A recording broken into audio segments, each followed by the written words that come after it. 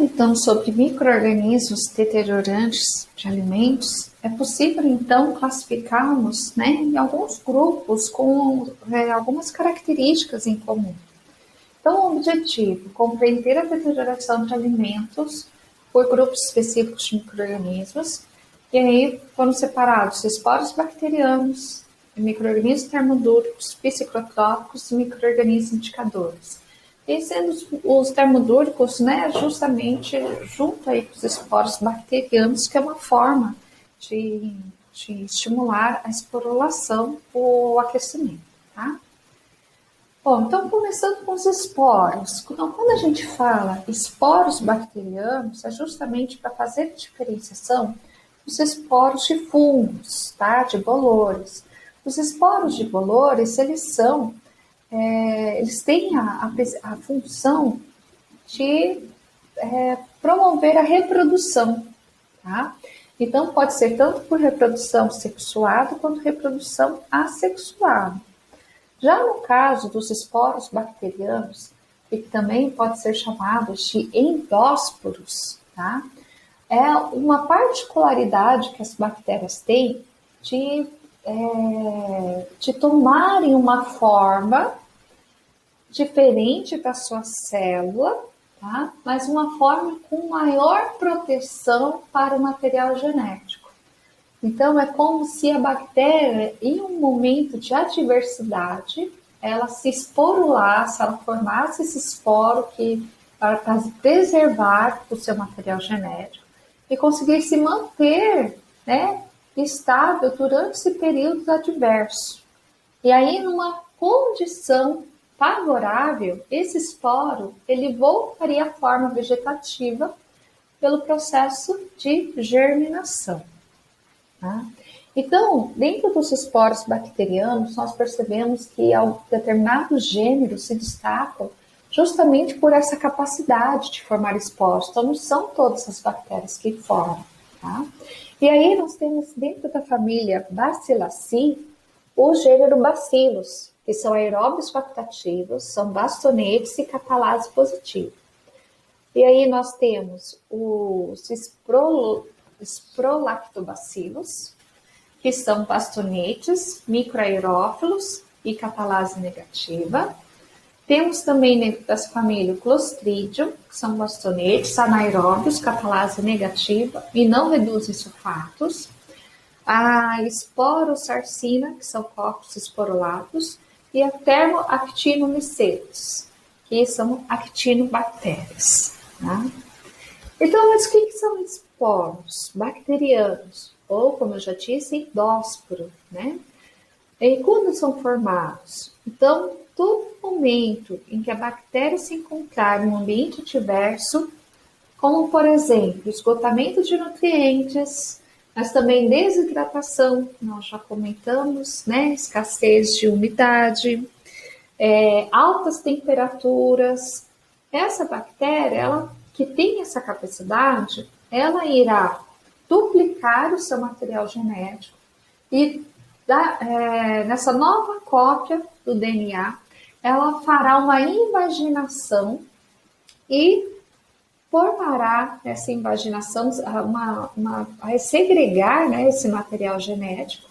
E dentro dessa invaginação, né, dessa construção de membrana celular no seu interior, deixa eu marcar aqui, ela irá produzir, né, uma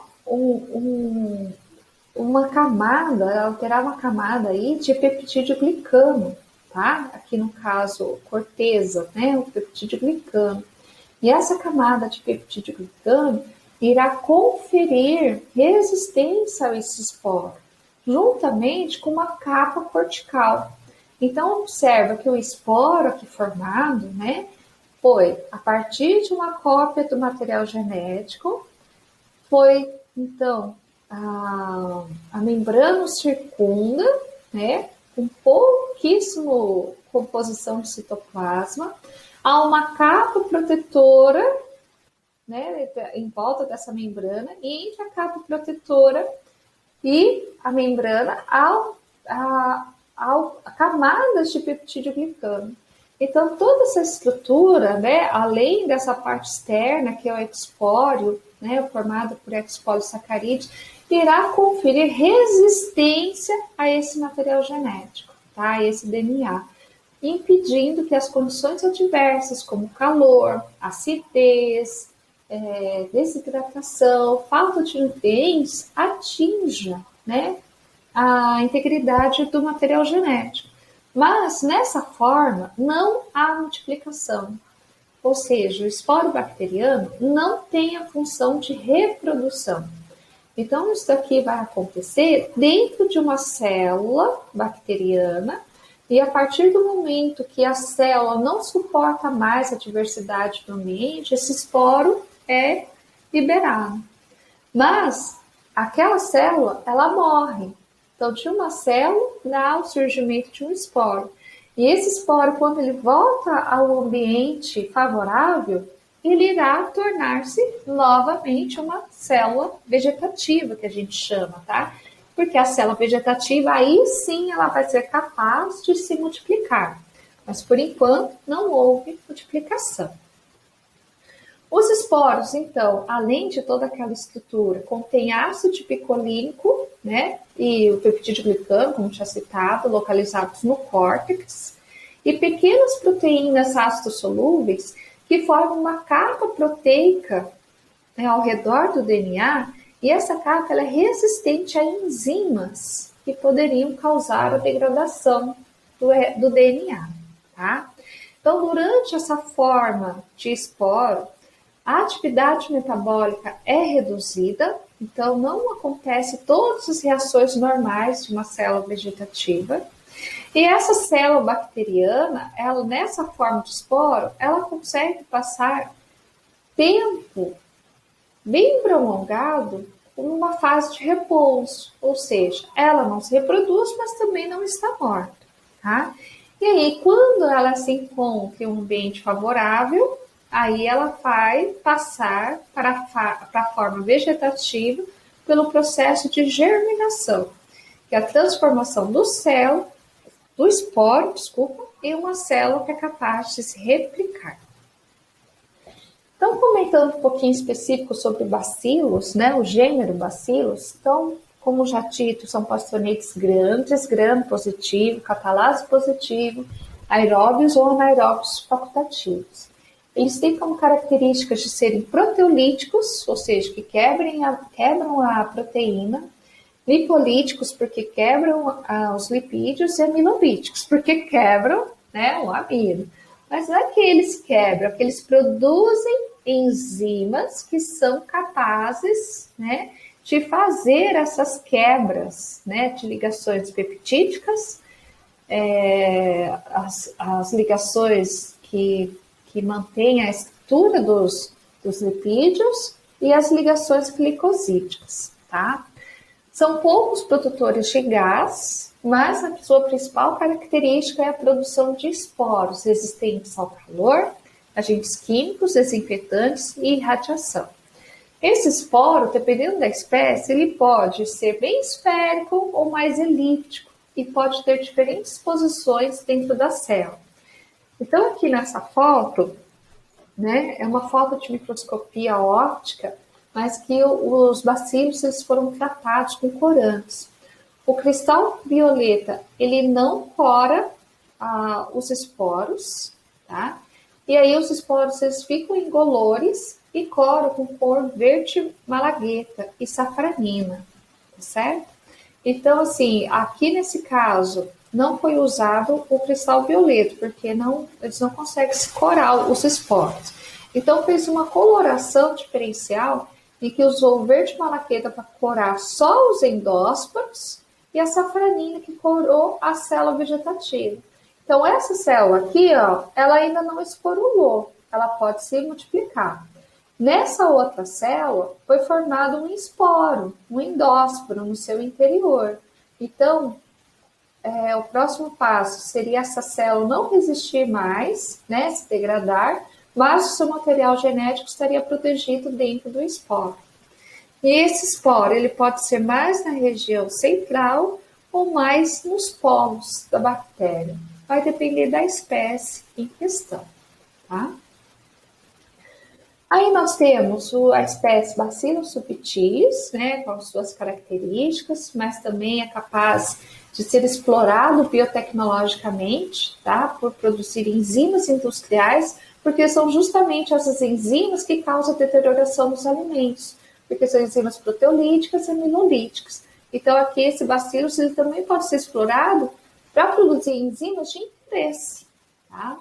Mas, no caso, o tupão ele causa defeito quando o pão não é assado suficientemente, porque aí o assar não foi suficiente para matar os esporos, e o esporo, né, uma vez, uma condição favorável, que seria quando diminui a temperatura, não evaporou a água suficiente, então tem umidade, aí o esporo ele passa a forma vegetativa e a bactéria vai se multiplicar e causar a deterioração. Bom, Bacillus cereus, nós veremos que o Bacillus cereus ele é proteolítico, coagula o leite também, hidrolisa caseína, e ele é patogênico, tá? Depois veremos mais para frente. Bacillus thuringiensis, né, é um bacillus que é patógeno aos insetos, então ele pode ser utilizado como inseticida biológico. E é interessante porque se ele é esporo, nessa condição de baixa umidade, ele vai se manter no ambiente. Então, uma vez que tiver umidade, ele pode contaminar o inseto, né? E resiste a altas temperaturas também e a desidratação. Bacillus polymixa, Bacillus macerans e Bacillus circulans são mesófilos, formadores de gás, e isso aqui causa os defeitos em queijos, porque se esses esporos resistem, né, por serem termodúricos, resistem às altas temperaturas, por exemplo, da pasteurização, então se eles permanecerem ali no leite que será feito queijo, então esse queijo durante a maturação, no ambiente favorável, eles podem causar os defeitos, tá? São formadores de gás e ácidos a partir da fermentação de açúcares. E o Bacillus polymixa, ele degrada o amido a beta-maltose. Bacillus coagulans, que é um termodúrico, né? Bacillus termófilos, ele já é um termofílico. Um termodúrico que resiste a altas temperaturas. E o termofílico que prefere com uma temperatura ótima mais elevada. E acaba sendo mais resistente, tá, ao calor. O Bacillus termófilos, né? Ele pode ser produtor de acidez plana, aquela acidez que fica na superfície, principalmente de produtos líquidos. Forma ácido lático a partir da glicose, sem formar gás. Não estufa a embalagem, ou seja, ele vai fermentar sem ter o estufamento da embalagem. E são sacarolíticos e anaeróbios facultativos. O gênero Clostridium, né? Então, a maioria desse gênero, as espécies desse gênero, essa maioria é de anaeróbios obrigatórios fermentativos. Pode ser tanto mesófilos quanto termófilos, são catalase negativa, reduzem o CO2 e o H2S, desculpa que faltou o subscrito aqui do 2, e produzem, com isso, colônias pretas por conta dessa redução, tá? Do sulfito e a sulfito de hidrogênio. São encontrados no solo, fezes e intestino e tem como característica de serem sacarolíticos e proteolíticos também, tá? Portanto, eles podem fazer processo de fermentação que tem como característica, né, bem desagradável por serem putrefativos. Clostridium perfringens, né? Essa espécie sacarolítica, microaerófilo, imóvel e indol negativo, uma característica bioquímica. Tem a capacidade de reduzir nitrato a nitrito, não esporula facilmente e no leite forma um coágulo ácido e muito gás. Então é considerado um coágulo explosivo, né? Que daí ele realmente o gás ele faz um estouro assim, se for, né, no método dentro de tudo, tá? O Clostridium botulino é um produtor de neurotoxinas, importante patógeno, né, para ser estudado. Clostridium sporogenes, né? Proteolítico, putrefativo, tá? Forma coágulo doce no leite, mas não forma gás, então é diferente do Clostridium perfringens. E aí o Clostridium butírico e o Clostridium tirobutírico, que tem como característica, até pelo nome, de produzir ácido butírico e álcool butírico durante a sua fermentação, que são produtos indesejáveis. Bom, também temos que considerar os bolores termorresistentes, né? Porque os bolores, a sua grande maioria, há uma resistência ao calor muito maior do que as bactérias. E a questão desses bolores, né, que eles são formadores de esporos, e os esporos não são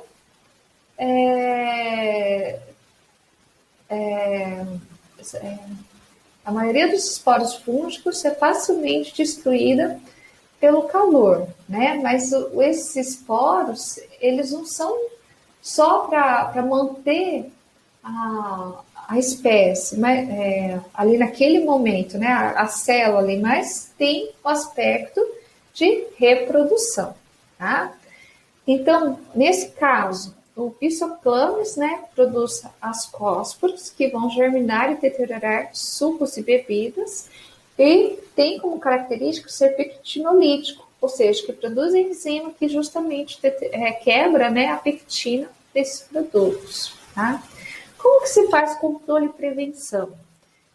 É o principal, evitar a contaminação da matéria-prima. Uma vez que a carga microbiana inicial ela é baixa, menor será, né, os existentes. Evitar dano mecânico e estocagem prolongada de vegetais, né? Pode ser feita associação com tratamento com ácido peracético a 4% e também controlar a umidade e a temperatura do ambiente. Bom, e aí também temos aqueles que são resistentes à refrigeração, né? Então, os micro-organismos psicotrópicos são os que crescem em temperaturas mínimas próximas a 0 graus Celsius. No entanto, esse crescimento é lento. Então, não é que os psicotrópicos preferem a refrigeração. Em muitos casos das espécies psicotrópicas, elas possuem uma temperatura máxima, né, e uma temperatura ótima, similar às dos mesófilos. Ou seja, a temperatura ótima de crescimento dessas espécies seria próxima à dos mesófilos, né, da maioria desses psicotrópicos. Mas conseguem suportar a refrigeração e por isso conseguem se desenvolver, mesmo que lentamente, mas se desenvolve enquanto que os mesófilos não têm essa capacidade. Por isso que os psicotrópicos, né, o método de análise de determinação deles é a incubação, a refrigeração por 7 a 10 dias, porque são capazes de se multiplicar em produtos refrigerados, mas a temperatura é longe, né? Ela é bem afastada da temperatura ótima. Então, por isso que eles demoram muito mais para apresentar, né, tanto visualmente as suas colônias, mas também as alterações deteriorantes, tá? E aí, nós temos também dentro dos psicotróficos bolores, leveduras, né? Mas principalmente quando se fala em psicotróficos, nos referimos às bactérias, tá? Uma vasta gama de produtos que pode ser encontrados, todos os produtos que são refrigerados, né? O problema é a contaminação por psicotrópicos, vegetais refrigerados também, não só produtos lácteos de origem animal, produtos carnes, produtos embalados a vácuo. Aí nós temos o problema principalmente por bactérias que são anaeróbias facultativas, que se desenvolve tanto na presença do oxigênio como em embalagens, em produtos embalados a vácuo, né? E em ovos refrigerados também. Falando um pouquinho sobre os gêneros, né, psicotrópicos, a Acinetobacter, tá? Aí nós temos as características dela, mas que pode estar presente principalmente em carnes, interior de ovos, Flavobacterium, né, em pescados, frutos do mar, em leveduras, ele forma colônias amarelas, tá? A Moraxella, né, tem características similares à Cinetobacter, mas é oxidase positiva. Pode estar presente na água e nas carnes. A Chromobacter pode estar presente nas carnes também, oxidase positiva e tem uma utilidade. Tá? Tem a Pseudomonas. Pseudomonas seria o gênero mais famoso aí dentro dos psicotrópicos. Então, seria um deteriorante de importância para os alimentos, tá? Para se conhecer e justamente tentar evitar. A Pseudomonas é gram-negativa, né? Ela tem a forma de bastonete, ela é móvel porque ela tem flagelos polares e é aeróbica obrigatória. E ela tem uma predominância em carnes, leite e justamente por esses produtos, né, passarem por uma higienização e sanitização inadequadas. A principal representante deteriorante da Pseudomonas é a Pseudomonas aeruginosa, que ela é encontrada em ambientes úmidos, na pele e no intestino. No leite, ela é responsável por produção de proteases e lipases. Então, essas enzimas, né, elas vão causar gelificação, que é a quebra das proteínas, e rancidez, né, por conta das lipases, respectivamente aí. São termoestáveis, então suportam a pasteurização, então uma vez que o produto está com uma elevada contaminação de psicotrópicos, mesmo pasteurizando, há uma taxa de sobrevivência considerável, tá? A Pseudomonas frage, ela é uma espécie que desenvolve um sabor de fruta, né, um semelhante à fruta. Pseudomonas putrefaciens produz álcali, e aí, consequentemente, odores desagradáveis. A Pseudomonas cinciane, né, principalmente em derivados como queijo, produz colônias com coloração azul e marrom. E a Pseudomonas cinchanta produz coloração amarela a creme. Pseudomonas em carnes. Ela também causa limosidade, descoloração e esverdeado por pigmentos fluorescentes e pontos brancos. E a Pseudomonas fluorescens ela pode liberar gás em carnes desidratadas.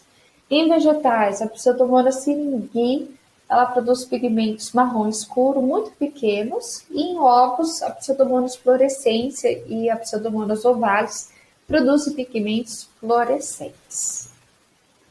Bom, e por último, nós vamos conversar sobre os micro-organismos indicadores, que são aqueles micro-organismos que, quando eles estão presentes nos alimentos, além de causar a deterioração, né, o nível de contaminação desses micro-organismos vai indicar, é possível fazer uma avaliação da qualidade do produto e predizer, ou seja, estimar a vida útil desse produto. Tá? Também eles podem ser indicativos da presença de patógenos. Então, se o indicador está ali presente e ele está vinculado com micro-organismo patogênico, necessariamente eu não preciso detectar o micro-organismo patogênico para saber o nível de qualidade do produto, tá? Então, para isso, os micro-organismos indicadores, eles precisam obedecer a alguns requisitos, como, por exemplo, estar presente ou ausente e ser detectável em todos os alimentos, a ter a sua qualidade avaliada. Então, se ele está presente e a sua quantidade, né, for elevada, inversamente proporcional será a qualidade do produto, ou seja, a qualidade ela vai caindo, tá? Então, ser facilmente detectável, justamente porque que seja fácil a análise desse micro-organismo, que tenha uma resposta pronta, né? E que muitas vezes a análise de um patógeno é difícil, ela é demorada.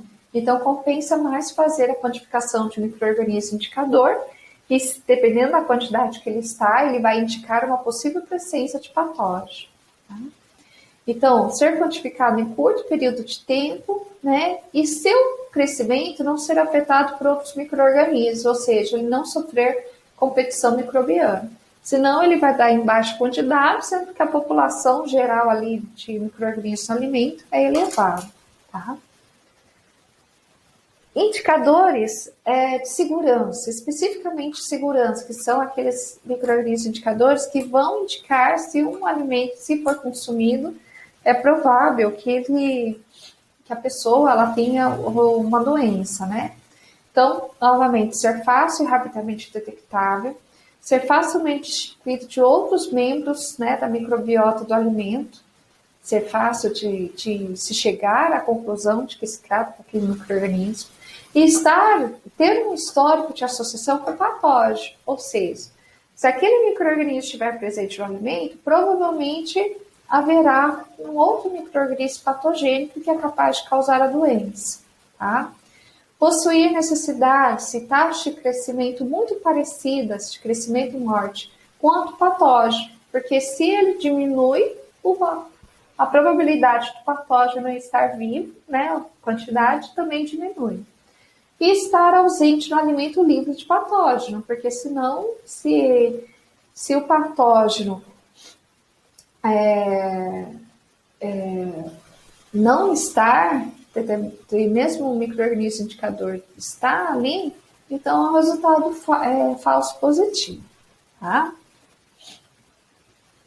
E aí nós temos os chamados indicadores fecais, que vão justamente indicar se houve contaminação fecal do alimento, tá?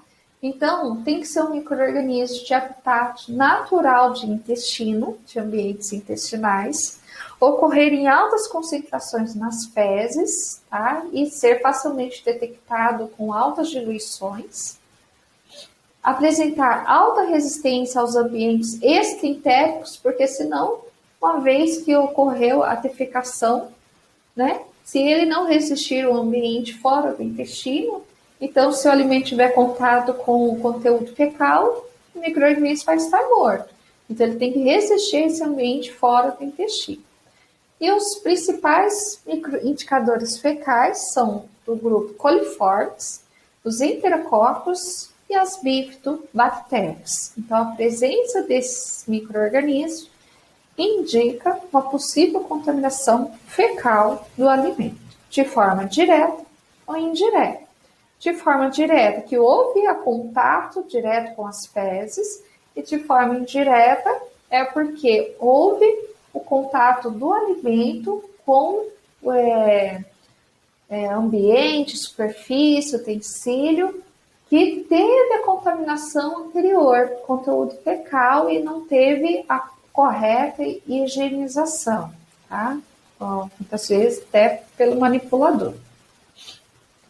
Aqui estão as referências e a gente encerra, então, esse assunto de deterioração de alimentos.